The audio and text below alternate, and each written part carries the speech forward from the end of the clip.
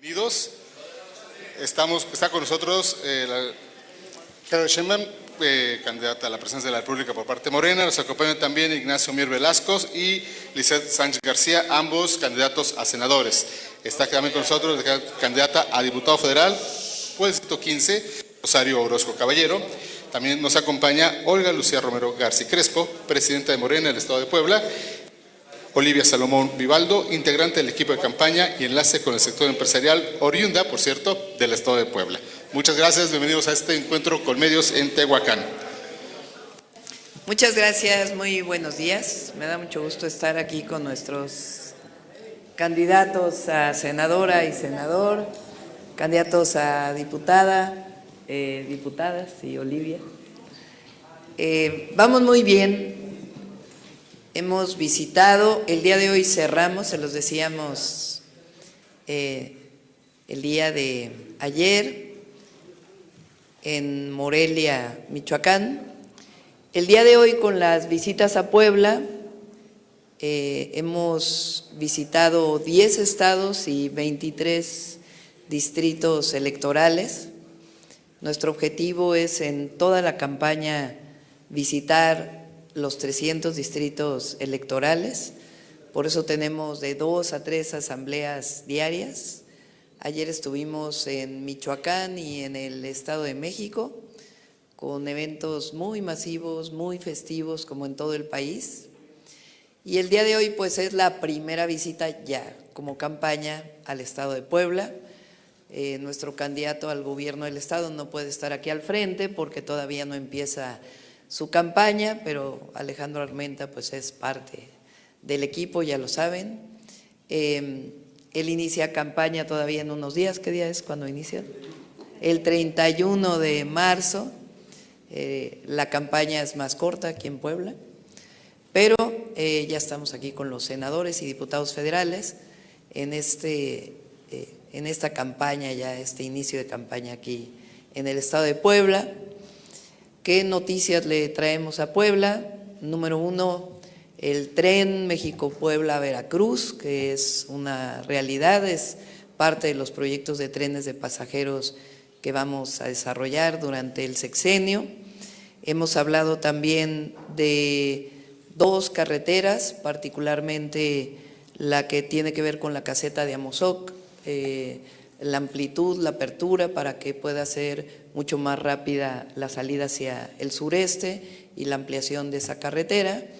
Y por otro lado, cuando estuve en la Mixteca, que venía yo desde Guerrero, desde la montaña de Guerrero, hablamos de la ampliación de esa carretera por toda la Mixteca hasta Tehuacán, que hicimos ese viaje la última vez que estuve en Tehuacán. Veníamos desde la montaña de Guerrero hasta Tehuacán. Es una carretera que tiene muchísimos años, que es muy angosta, recorre una buena parte de la Mixteca poblana y nuestro objetivo pues es ampliarla y también su vínculo con Izúcar de Matamoros. Son 2 de los 3 proyectos principales de lo que llamamos nosotros República Próspera y Conectada.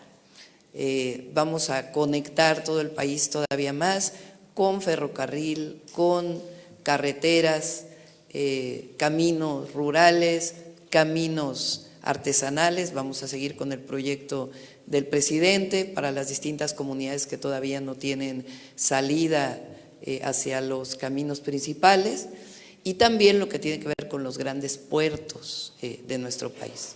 Eso nos va a permitir el desarrollo de la infraestructura ligado con energía y agua, con los grandes proyectos de infraestructura, además del ahorro y uso eficiente de la energía y del agua, nos va a permitir pues todavía un potencial de desarrollo y prosperidad para nuestro país.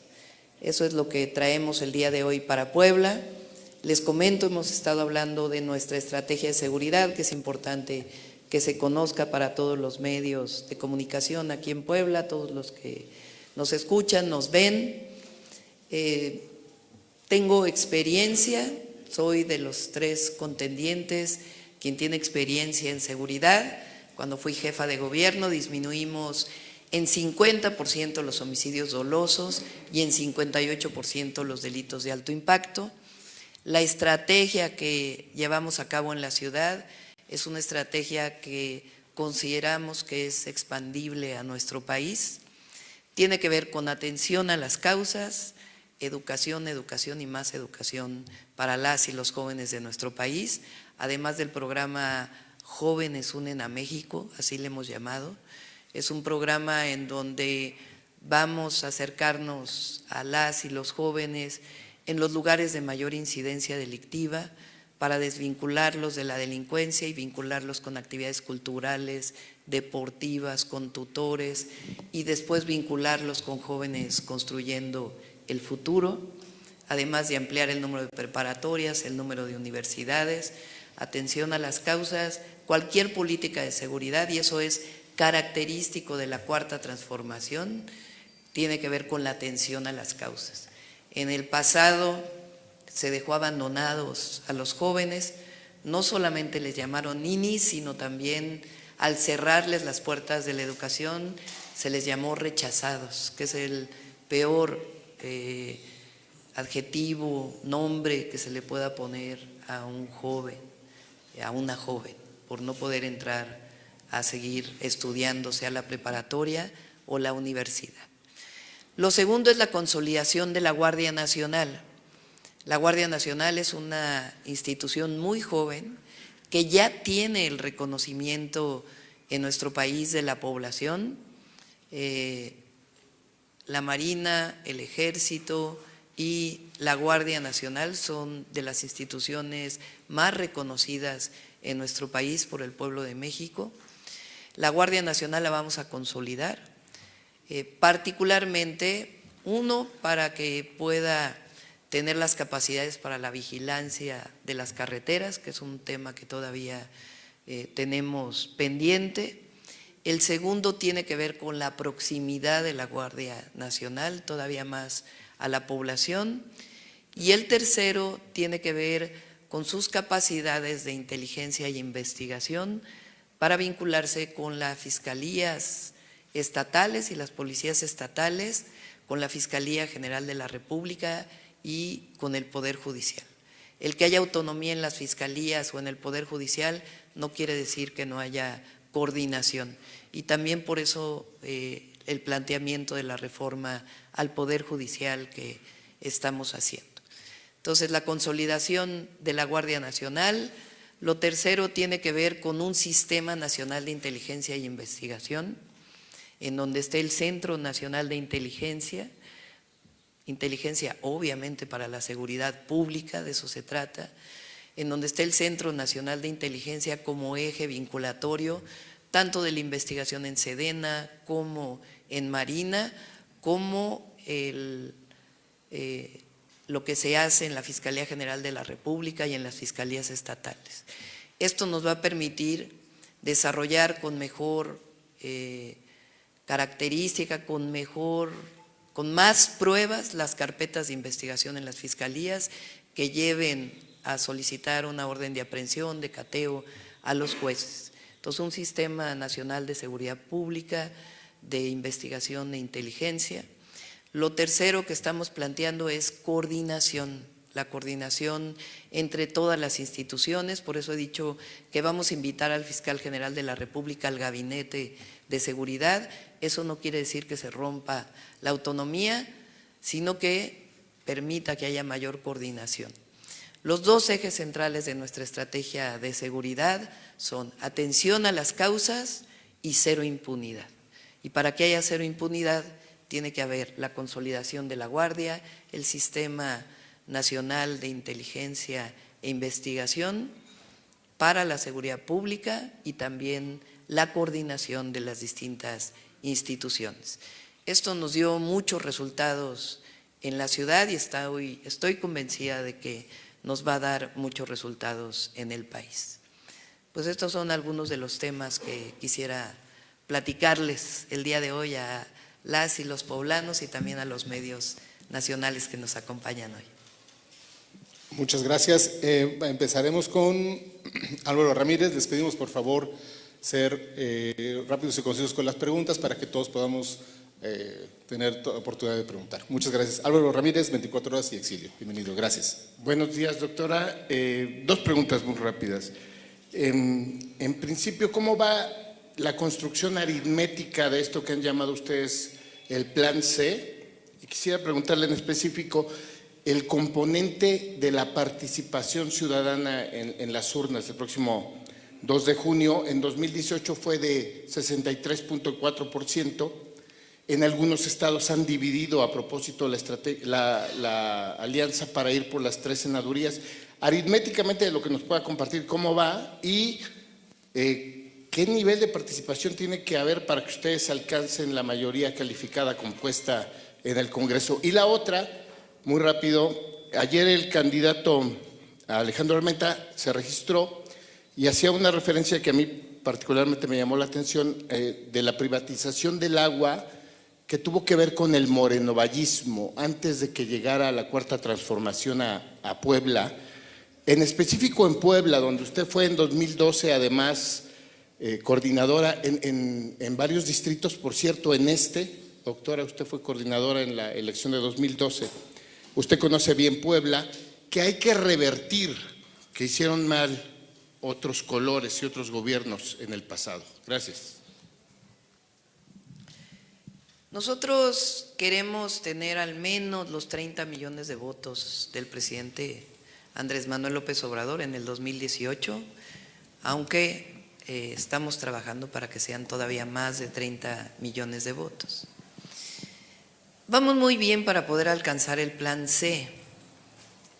Hicimos una estrategia en donde incluso en algunas entidades de la República vamos por los 3 senadores, 2 de Morena como la fórmula de mayoría y un tercer senador que sería el de minoría, sea por el PT o por el Verde. Ese es el caso de Sonora, de Sinaloa, de Oaxaca, de Tabasco, de Chiapas. Es parte de este Plan C para poder tener las 2/3 partes en el Senado. Y en el caso de los diputados, vamos prácticamente en todos los distritos juntos, la coalición, con excepción de alrededor de 30 distritos federales, en donde también hay una separación. Eso ya es por la característica de los votos de cada uno de los partidos políticos de la coalición para poder tener más representación proporcional. Entonces, vamos muy bien, los números están ahí. Ustedes saben que nosotros promovemos el voto casa por casa. Tenemos cientos, yo diría miles de voluntarios tocando casa por casa en todo el país, informando de nuestras propuestas, de los avances del presidente Andrés Manuel López Obrador y convocando a una votación muy masiva en todo el país. Entonces, está todo para que podamos cumplir el Plan C. Y además, pues lo que hemos mostrado es que nuestra coalición, que estamos planteando propuestas muy claras, son 100 puntos que se vinculan con las propuestas particularmente de las entidades de la República, en donde llevamos candidatos a gobernadores o gobernadoras o la jefa de gobierno de la Ciudad de México. Tenemos muchísima coordinación, estamos muy unidos en Puebla y en todo el país. Lo segundo, la privatización del agua. La privatización del agua no ha funcionado en ningún lugar de la República. Había esta idea de que, de la época neoliberal, de que las cosas solo funcionaban si las tenía el sector privado y que el sector público no debía tener nada bajo su administración, más que algunas regulaciones. Y nosotros no estamos de acuerdo con ello. Les pongo un caso en la Ciudad de México. En la ciudad, desde los 90 se concesionó la comercialización del agua. Se vencieron las concesiones. Como jefa de gobierno decidí ya no renovar las concesiones y ahora se ha incrementado la recaudación de el agua sin subir las tarifas, más que lo que corresponde a la inflación. Eso es porque se está haciendo bien el cobro del agua. Y particularmente a los grandes consumidores, pues ahora sí se está midiendo porque no se estaba midiendo en su momento. Entonces, la privatización del agua no es la solución. De hecho, más allá de las privatizaciones municipales que se han hecho, nosotros estamos planteando la revisión de la ley de aguas. Entre otras cosas porque durante Salinas, casi de manera administrativa, por como está en la ley, se plantea la transferencia de las concesiones y de los derechos, y eso ha generado muchos problemas. Frente a un recurso escaso, tiene que haber una regulación mayor, y esto no tiene que ver más que con generar consensos con los distintos usuarios del agua, que nos permita tener una mejor norma, que realmente el agua sea reconocida como lo está en la Constitución, un recurso de la nación, y que podamos de esta manera hacer usos eficientes, por ejemplo en la agricultura, que permitan vincular el agua a otros sectores, particularmente el consumo humano, que es una de las reformas que planteó el presidente, que ahí donde hay escasez no haya más concesiones más que lo que tiene que ver con el consumo humano. El agua es un derecho, no es un privilegio, no es una mercancía. El servicio del agua potable tiene que estar pues en manos municipales, y tiene que haber mucho mayor regulación en las concesiones, en los permisos, en los derechos, que permitan que este recurso sea utilizado adecuadamente para la producción de alimentos, para la producción de leche, para la industria y sobre todo para el consumo humano. Y la tercera era… Listo. Esencialmente. ¿Cómo revertir los hierros que tuvieron otros colores? Ah, pues es muy sencillo, que no regrese la corrupción, así nada más.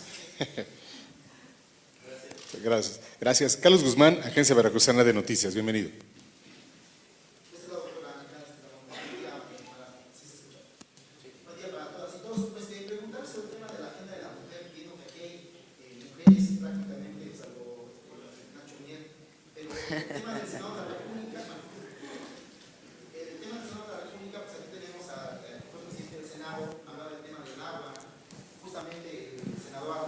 Momento tiene una iniciativa pendiente ahí en comisiones, que es la Ley General de Aguas, una modificación, entre otras que tienen por ahí.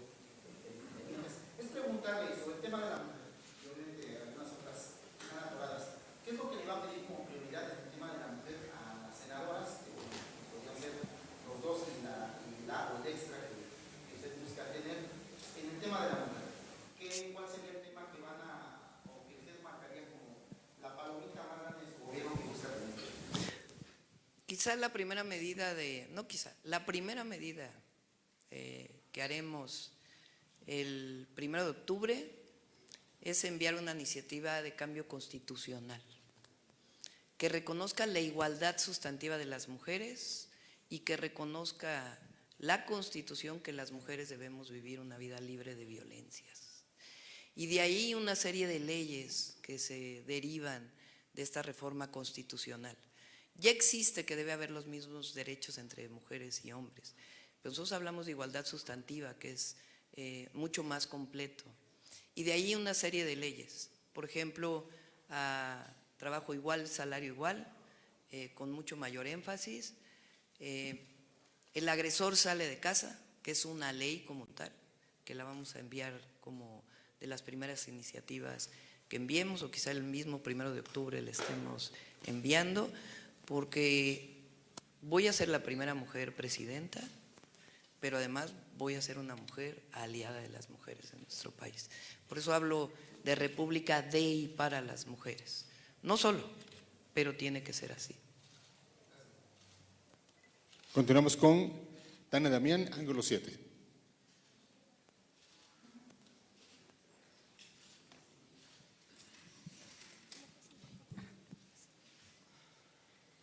Buenos días, candidata. Soy Tania Damián de Ángulo 7. Preguntarle, ayer por la noche se definieron las candidaturas a diputaciones plurinominales locales y se reservaron 5 espacios para las acciones afirmativas a favor de indígenas, personas con discapacidad y de comunidad LGBTI. ¿Cuál es su opinión al respecto? Esa es la primera pregunta. Y la otra, ¿cuál es el panorama que tiene de Puebla y qué tan importante es ganar las gubernaturas y congresos locales para su proyecto? Gracias. Pues en Morena se hacen encuestas y en nuestra coalición. Hay 2 maneras de definir una candidatura. Uno es por consenso, si se ponen de acuerdo todos los que decidieron inscribirse, y la otra es por encuesta. Son las 2 opciones. Y así se ha estado trabajando en todo el país. Entonces, Puebla no es la excepción. Y también pues participa la coalición, evidentemente.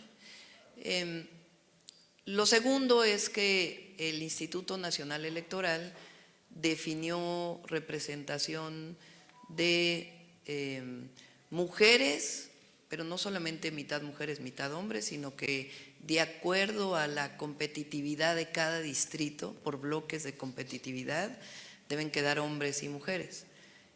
¿A qué se refiere esto? Se acostumbraba antes que las mujeres tuvieran los distritos de menor votación del partido. Entonces ahora, para evitar esto, pues hay bloques de competitividad y además hay representación de sectores de la sociedad, personas con discapacidad, indígenas, afromexicanos, de acuerdo a cada una de las entidades de la República, y así debe ser. Estamos de acuerdo. Y la otra es, ¿qué tan importante es ganar? Pues vamos a ganar. A ver, vamos a ganar la presidencia de la República, vamos a ganar la mayoría calificada en el Senado, la mayoría calificada en la Cámara de Diputados. En Puebla vamos a ganar la gran mayoría de los municipios, si no es que todos, pero la gran mayoría de los municipios. Vamos a ganar también las diputaciones locales, diputaciones federales, ya lo dije, y vamos a ganar la gubernatura de Puebla con Alejandro Armenta. Es nada más cuestión no solo de ver las encuestas, sino la gran aprobación que tiene entre la población. Gracias. Continuamos con Arturo Páramo, Grupo Imagen. Muchas gracias, doctora, ¿cómo está? Buenos días a todos. 2 cosas muy puntuales. Hablaba ahorita acerca de la ampliación de la carretera de Amozoc hacia el estado de Veracruz.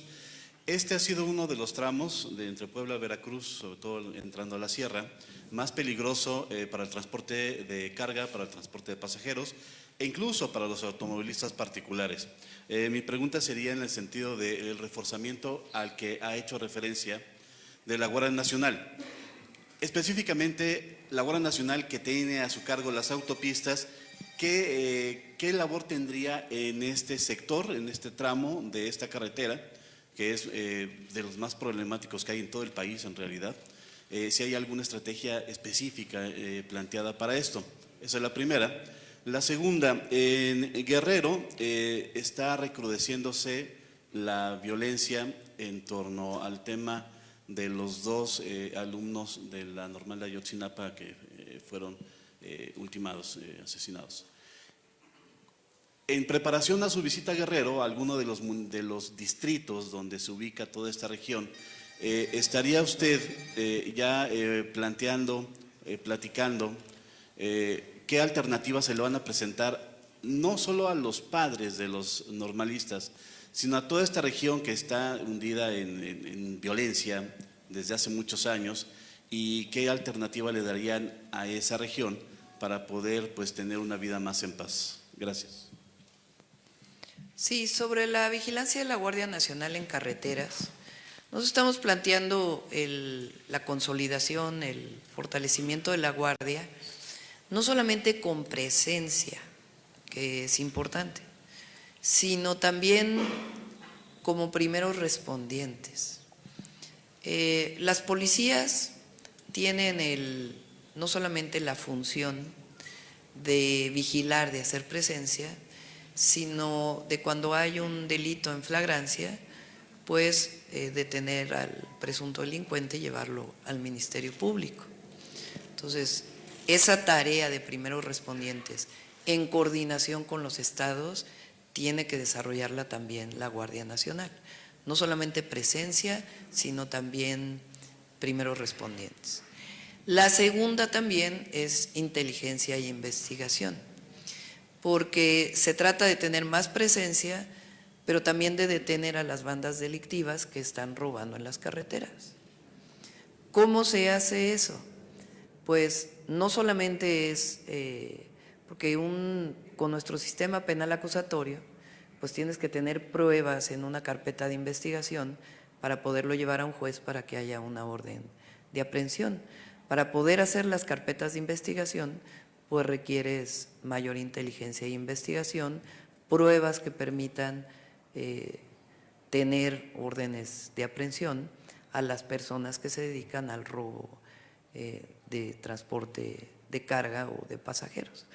Entonces, lo hicimos en la ciudad y por eso planteo que tiene que ser un trabajo coordinado con los estados, con la Fiscalía General de la República, las fiscalías estatales, porque son delitos estatales o delitos del fuero común que los ven las fiscalías estatales, y ese fortalecimiento de la Guardia nos va a permitir avanzar pues en mayor seguridad en las carreteras y en otras áreas del país. Y la coordinación, por eso es avanzar en la cero impunidad, al mismo tiempo que atender las causas. La otra es el tema de Guerrero. Esta carretera que estoy planteando para la montaña de Guerrero y su vínculo, y también hacia el Estado de México, sí, y también hacia el Estado de México, va a ser muy importante. La otra que estamos planteando es en la costa, desde Oaxaca, desde,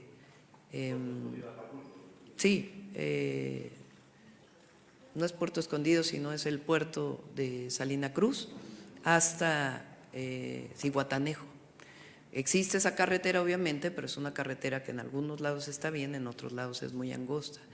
Esa carretera de la costa nos va a permitir mayor desarrollo del turismo, y estas carreteras hacia Puebla y el Estado de México pues va a permitir también mayor desarrollo. Guerrero tiene por parte del Gobierno de México actualmente un trabajo muy importante con Sembrando Vida. Eso ha permitido sacar a muchas comunidades de la pobreza, pero necesitamos trabajar, pues ya cuando lleguemos con la gobernadora de Guerrero, en proyectos estratégicos para Guerrero, que nos permitan pues que haya mayor empleo, mayor desarrollo, mayor prosperidad, bienestar, que haya alternativas para las y los jóvenes, de tal manera que no haya pues esta tentación de vincularse con la delincuencia. Sobre lo ocurrido con los jóvenes de Ayotzinapa, pues tiene que hacerse la investigación y llegar a los responsables. Ya el presidente hace unos días habló de este tema en su mañanera, y de nuestra parte lo que siempre hemos dicho, creemos que siempre las manifestaciones pacíficas son mucho mejores que otras formas de manifestación, y en el caso ya de los 43 de Ayotzinapa, pues ha habido una investigación muy profunda y el compromiso del Gobierno de México de llegar a la verdad, a la justicia y encontrar a los jóvenes. Hay mucho avance en el asunto de la verdad, en el sentido del informe que presenta el licenciado Encinas antes de irse y que se sigue trabajando en él, de cuáles fueron las razones y qué pasó ese día o esos días y quiénes estuvieron involucrados. Hay detenciones, incluso el Procurador General de la República del momento está detenido, y por supuesto pues hay que continuar con la búsqueda. Gracias. Continuamos con Edmundo Velázquez, Periódico Central.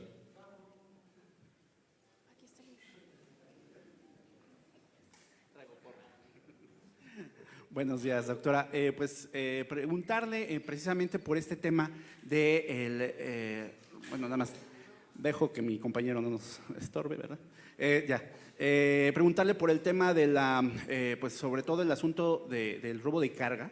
ya se ha planteado también que hay pues algunos empresarios que compran esta carga robada y en parte pues los choferes son víctimas de pues interrogatorios fuertes para que les den toda la información de qué es lo que cargan, qué es lo que llevan, a dónde lo llevan. Inmediatamente, telefónicamente, se comunican con quién va a comprar esa carga. Se extendería o se plantearía una propuesta lo legal ante la Cámara de Diputados de llegar pues todo el cargo completo de la 4T, pues para también que se extendiera a, pues, a quien compre esta carga robada, porque es uno de los temas que más preocupa acá en Puebla, y también cuáles serían pues, los beneficiarios por este tren Ciudad de México, Puebla, Veracruz. ¿Cuántos serían los beneficiarios entre Puebla y Ciudad de México? Ya que hemos sufrido históricamente por las concesiones, digamos, a unos cuantos pues, transportistas, ¿no? El modelo neoliberal siempre ha planteado eso y pues sí urge un tren de esta magnitud como usted lo plantea. Y si me permite ya una última, hay algunos nombrecillos que por ahí en el Estado de México, por ejemplo, Luis Miranda Barrera, han surgido. ¿Cómo sería o cómo se haría para que en este punto pues la 4T no tenga pues sobre todo el fantasma del voto diferenciado el 2 de junio? Gracias. A ver, sobre el primer caso es lo que comenté. Tiene que fortalecerse la Guardia para mayor presencia, vigilancia, investigación, inteligencia y detención de quienes realizan estos actos delictivos. Ya existe una sanción para quien roba o quien hace comercialización de mercancía robada, existe el delito. El tema aquí pues es poder atajar el delito como tal, con presencia, con investigación, inteligencia en detenciones. Esa es la base pues, de cualquier política de seguridad y no es la excepción en el caso del robo en carreteras. Nosotros tenemos una coalición, está a nivel federal, ustedes lo conocen, a nivel nacional, Morena, el Partido Verde y el Partido del Trabajo. ¿Y cómo se eligieron? Ahí donde ya salieron todos los diputados federales, senadores, gobernadores, candidatos, se hicieron encuestas a propuesta de las distintas fuerzas políticas. Hay personas que venían de otros partidos y que se integran en este momento a la Cuarta Transformación. Lo importante aquí es no perder los principios y esos no se van a abandonar nunca, jamás.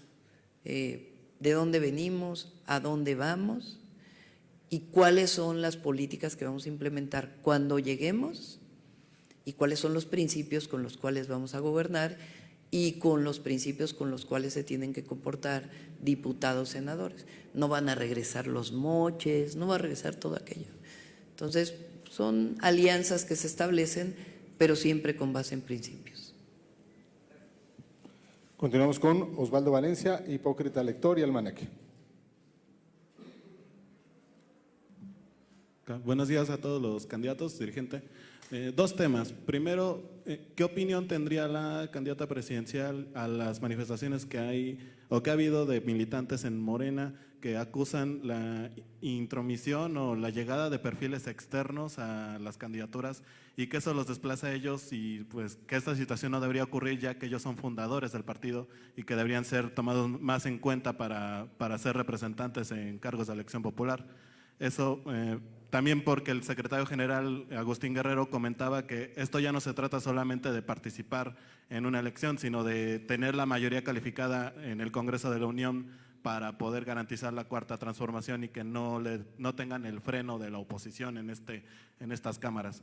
Eso sería por un tema. Y el segundo, pues me gustaría conocer su opinión acerca de este caso que se dio en el PRI, de que dos candidatos, tanto al Senado como a la Cámara de Diputados, pues se autoadscribieron como personas de las comunidades indígenas, pero no se cuenta con algún registro de que hayan participado en dichas comunidades. Dijeron que eran de una comunidad de Zacapuatzcla, el Molino, pero los dos sacaron su constancia de la misma comunidad, del mismo comisariado, y la gente de esa comunidad no los reconoce. Digamos, ¿qué opinión tendría al respecto? Y si el INE no ha sido garante de esta participación de las acciones afirmativas para las comunidades indígenas.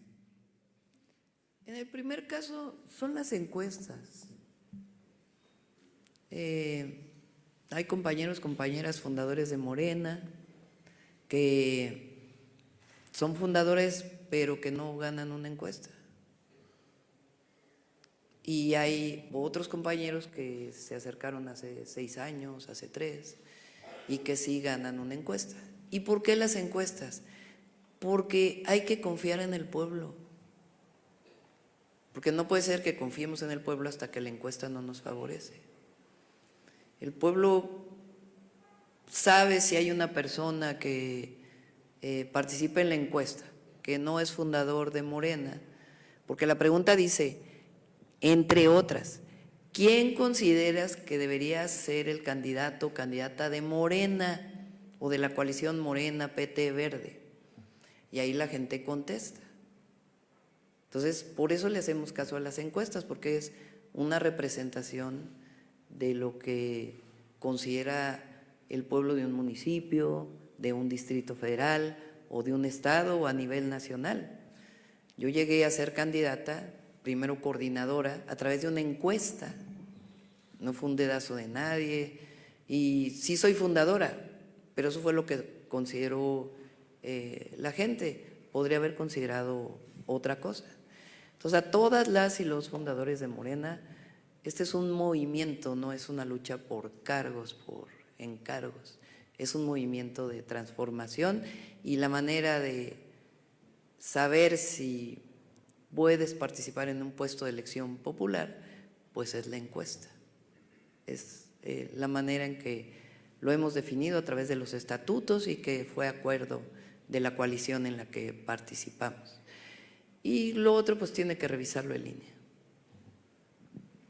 Gracias. Continuamos con Paco Sánchez Nolasco, Intolerancia. La última porque tenemos que irnos al meeting. Gracias. Sí, rápidamente, candidata, pues preguntar acerca de los actos de represión que se dieron el 8 de marzo en contra de las mujeres, caso concreto Puebla, donde el gobierno panista agrede lo mismo a manifestantes que a mujeres periodistas. Y bueno, y en otros estados donde también se dio ese ataque hacia las mujeres. ¿Y el otro es qué, perdón? También los ataques que se dieron en otros estados hacia mujeres. Pero concretamente Puebla, donde pues con extintores, con gas lacrimógeno, chorros de agua, el gobierno panista de Adán Domínguez pues realizó ese tipo de hechos. No a la represión. Esa es nuestra posición. Gracias Listo, a todos. pues muchísimas a gracias. Vámonos al meeting. Le pedimos por favor abrir el paso porque si no, no nos va a dar tiempo a llegar. Muchísimas gracias. Bienvenidos.